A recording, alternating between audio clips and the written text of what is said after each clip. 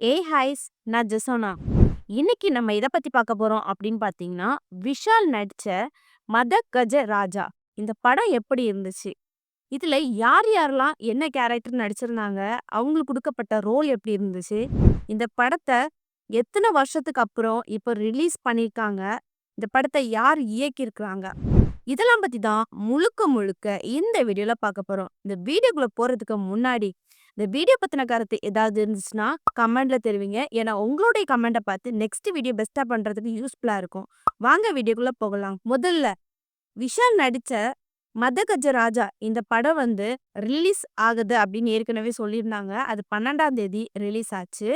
ஆ இந்த படம் இப்ப எடுக்கப்பட்ட படம் இல்ல. கிட்டத்தட்ட 12 வருஷத்துக்கு முன்னாடி எடுக்கப்பட்ட படம் தான் இந்த படம். எதனால இந்த படம் 12 வருஷம் ஆச்சு அப்படின்னு கேட்டீங்கன்னா, அதாவது இந்த படத்த சுந்தர் சி இயக்கியிருக்கிறாங்க. அ அந்த டைம்ல வேற ஒரு படம் ஃப்ளாப் ஆன காரணத்தினால இந்த படத்த ஸ்டாப் பண்ணியிருந்தாங்க.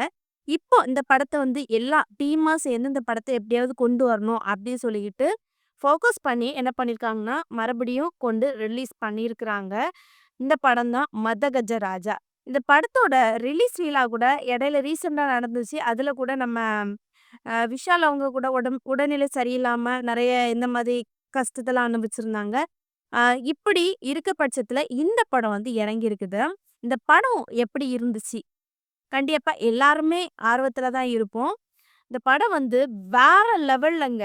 இந்த படம் ஸ்டார்ட்டிங்ல இருந்து எண்டிங் வரைக்கும் சிரிச்சுக்கிட்டே தான் இருப்போம். இந்த படத்த பார்த்தா. அப்படி ஒரு ஃபன்னியா இருந்துச்சு. அது மட்டும் இல்லங்க, ஆக்ஷனுக்கு ஆக்ஷன், காமெடிக்கு காமெடி, விஷாலுக்கு 2 ஜோடி இந்த மாதிரி சூப்பரா கிரியேட் பண்ணியிருந்தாங்க இந்த படம். சுந்தர் சி படம்னாலே சொல்லயா வேணும். அந்த அளவுக்கு மாஸா பண்ணுவாரு. அதே மாரி தான் இந்த படமும் இருந்துச்சு. கண்டிப்பா பார்க்காதவங்க இந்த படத்த போய் பாருங்க. சரி, இப்போ இந்த கேரக்டர் வைஸ் பண்ணும்போது யார் யாருக்கு என்னென்ன கேரக்டர் குடுத்திருந்தா, அவங்க குடுத்த கேரக்டர் நல்லா இருந்துச்சா? குடுத்த ரோல அவங்க நல்லா பண்ணியிருந்தாங்களா? அப்படின்னு முதல்ல பார்ப்போம். முதல்ல நடிகர் அவங்க தான் பார்க்கணும். நடிகர் எல்லாத்துக்குமே தெரியும் விஷால். விஷால் குடுத்த கேரக்டர் செம்மையா இருந்துச்சு. அதாவது ஆக்ஷன்ல ஆக்ஷன், அதே மாதிரி ஃபைட்டிங் சீன்ஸ் கொஞ்சம் ரொம்ப அந்த டைம்ல எடுத்ததுனால, அது எப்பவுமே இருக்கும். இப்போ உள்ள படங்கள்ல நேச்சுரலா இருக்கும். ஆனா, அது ரொம்ப ஃபைட்டிங்ல கொஞ்சம் ரொம்ப ஓவரா குடுத்துருந்தாங்க. ஆனா, அவங்க குடுத்தது செம்மையா பண்ணியிருந்தாங்க. அப்புறம் யோசிக்கிறது, இந்த நடிகை கூட ஜாலியா இருக்கிறது, காமெடி பண்றது, அதுக்கப்புறம் ஃப்ரெண்ட்ஸுக்காக என்னனாலும் பண்றது. இந்த மாதிரி விஷாலுக்கு குடுத்த கேரக்டர் செம்மையா பண்ணியிருந்தாங்க. அடுத்ததா எடுத்துக்கிட்டோம் அப்படின்னு பார்த்தீங்கன்னா, நடிகை. கண்டிப்பா ஒரு படம்னாலே நடிகை மெயின். அந்த நடிகை கேரக்டர்ல அஞ்சலி அவங்க நடிச்சிருந்தாங்க. அந்த டைம்ல அவங்க ஒரு ஃபேமஸான நடிகை தான். அவங்க செம்மையா குடுத்த ரோல செம்மையா பண்ணியிருந்தாங்க. ஃபுல் அண்ட் ஃபுல் தாவாணி தான் அதுல கட்டியிருந்தாங்க. அவங்களுடைய ஸ்டைலும், மாடலிங், டான்ஸ், அதாவது பாட்டு எல்லாத்துலயும் அவங்கள மாடலிங்கா காமிச்சிருந்தாங்க. அதுல அந்த மாடலிங்கும் எல்லாமே சூப்பரா இருந்துச்சு.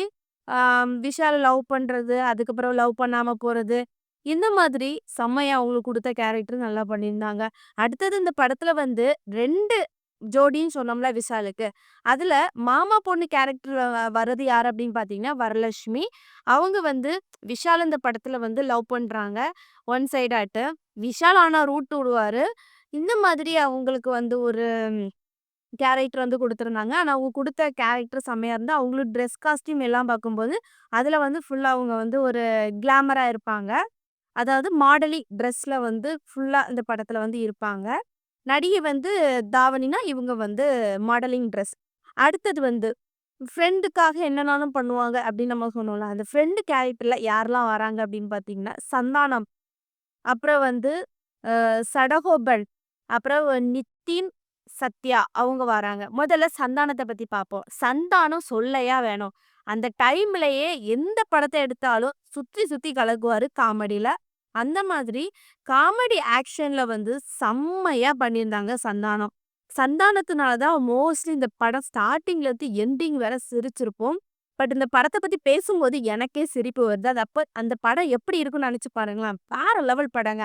அடுத்தது சடகோபன். அதாவது இதுல இந்த படத்துல அவருக்கு ஒரு கலெக்டர் கேரக்டரு. க அதாவது அவங்க ஃப்ரெண்டு கலெக்டர்லேருந்து போஸ்டிங்ல இருக்கும்போது மாட்டிருவாங்க.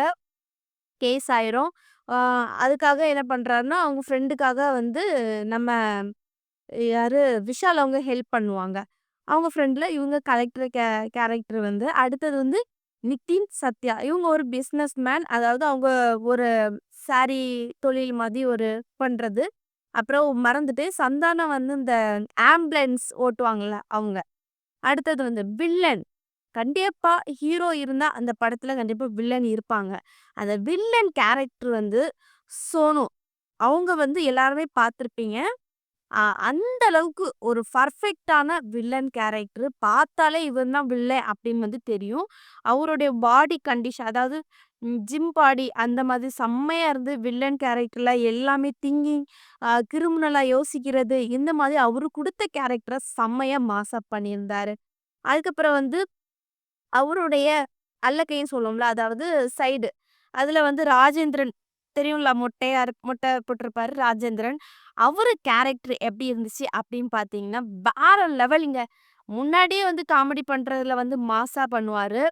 ஆ அது நீங்க இந்த படத்த பார்த்தாலே புரிஞ்சிருக்கும். செம்மையா பண்ணியிருப்பாரு. அவரு குடுத்த கேரக்டர்ல வந்து செம்மையா பண்ணியிருப்பாரு. அப்புறம் வந்து அதே வில்லனுக்கு சப்போர்ட்டிவா இருக்கிறது வந்து சித்திக் பாபு. அவர தெரிஞ்சிருக்கும்.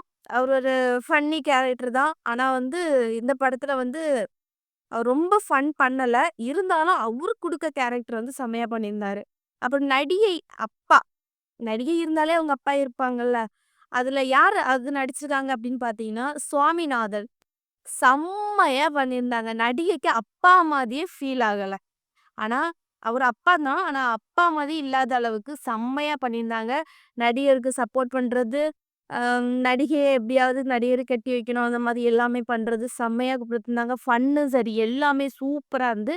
ஆனா, சுவாமிநாதன் வந்து ஒரு ஒரு எப்படி சொல்றதுக்கு, ஒரு ரவுடி மாரி. முன்னாடி கொலை பண்ணிட்டு ஜெயிலுக்குள்ள போயிட்டு ரிட்டர்ன் வர்றது. அதுலருந்து தான் இந்த கதையே வந்து தொடங்கும். அந்த கேரக்டர்ல குடுத்துருந்தாங்க. செம்மையா பண்ணியிருந்தாங்க. அவங்க குடுத்த கேரக்டர்ல.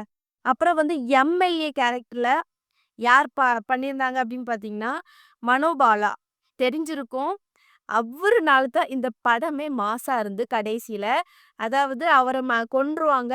கொன்ன உடனே நெறைய ஒரு கொலாப்ஸா இருக்கும். நான் சொல்றத விட உங்களுக்கு அந்த படத்த பார்த்தா தெரியும். மனோபாலா இருக்கிறதுனால அந்த படம் செம்மையா இருந்து மாஸா போச்சு. வேற லெவல். அவர் வந்து குடுத்த எக்ஸ்பிரஷன் கூட அவரு இறந்துருவாரு. இறந்ததுக்கு அப்புறம் வந்து அவர நிக்க வச்சு கூட்டிட்டு போவாங்க. அப்புறம் வந்து ஒவ்வொரு இடம் பறந்து பறந்து ஒவ்வொரு பொசிஷன்ல இருப்பாங்க. அந்த ஃபேஸ் அதாவது சிரிச்ச ஃபேஸோட தான் இறந்திருப்பாரு. அதே சிரிச்ச ஃபேஸோட தான் டெட் பாடி அதாவது அவர வச்சு தான் அந்த ரோல் கடைசியா நடந்திருக்கும். அந்த சிரிச்ச ஃபேஸோட ஒரு மூச்சு பேச்சு இல்லாத ஆள் எப்படியெல்லாம் இருப்பாங்களோ, அந்த அளவுக்கு பெர்ஃபெக்ட்டா பண்ணியிருந்தாங்க. நான் அந்த படத்த பார்க்கும்போது கூட எனக்கு தோணுச்சு, இப்படிலாம் இவரால நடிக்க முடியுமா? என்னடா இது! அப்படின்னு ஒரு கிரியேட்டா இருந்துச்சு. செம்மையா இருந்து வேற லெவல்ல குடுத்துருந்தாங்க. எம்எல்ஏ கேரக்டர் வேற லெவல். அடுத்ததாட்டு ஆட்டோ டிரைவராட்டு குடுத்திருந்தது யாரு அப்படின்னு பார்த்தீங்கன்னா, மணிவண்ணன்.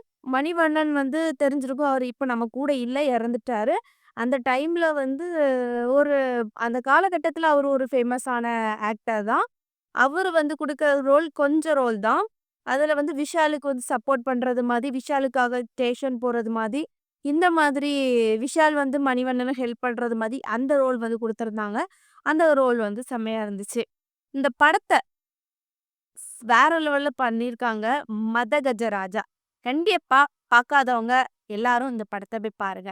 இந்த படத்த இயக்குனது யாரு அப்படின்னு பார்த்தீங்கன்னா, சுந்தர் சி.